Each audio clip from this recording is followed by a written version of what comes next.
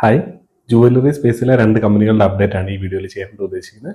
ഒന്ന് PN ഗാഡ്ഗിലും, രണ്ട് ചെയ്യാൻ പോകുന്ന PC ജുവലേഴ്സിൻ്റെയാണ്. സോ അവരുടെ രണ്ടുപേരുടെയും Q3 റിസൾട്ടിന്റെ അപ്ഡേറ്റ് ഇപ്പോൾ സംസാരിക്കാം. അതിനുശേഷം നമുക്ക് അടുത്ത വീഡിയോയിൽ നമുക്ക് ടൈറ്റന്റെ അതേപോലെ തന്നെ സെൻകോയുടെയും Q3 റിസൾട്ടിന്റെ അപ്ഡേറ്റിനെ പറ്റി സംസാരിക്കാം. അതിനുശേഷം നമുക്ക് ഈ ഫുള്ള് റീറ്റെയിൽ ജുവലറി സെക്ടറിലുള്ള കമ്പനികളുടെ മൊത്തത്തിൽ Q3 അപ്ഡേറ്റ് വന്ന സമയത്ത് എന്തൊക്കെയാണ് അവിടെ വന്നേക്കുന്നത്, ഏതൊക്കെ കമ്പനികളാണ് പെർഫോം ചെയ്തിരിക്കുന്നത്, ഏറ്റവും നന്നായിട്ട് അതിനകത്ത് പെർഫോം ചെയ്യുന്ന കമ്പനി ഏതാണെന്നുള്ള കാര്യമൊക്കെ നമുക്ക് ആ ഫൈനൽ വീഡിയോയിൽ, അതായത് മൂന്നാമത് ചെയ്യുന്ന വീഡിയോയിൽ നമുക്ക് ഡീറ്റെയിൽ ആയിട്ട് സംസാരിക്കാം. ഈ വീഡിയോസ് എല്ലാം ഇന്നും നാളെയായിട്ട് തന്നെ അപ്ലോഡ് ചെയ്യാനായിട്ട് ശ്രമിക്കാം. അപ്പോൾ നമുക്ക് PN ഗാഡ്ഗിലിന്റെ അപ്ഡേറ്റിലേക്ക് നോക്കാം. PN ഗാഡ്ഗിലിൽ 46% റവന്യൂ ഗ്രോത്ത് വന്നിരിക്കുന്നത്.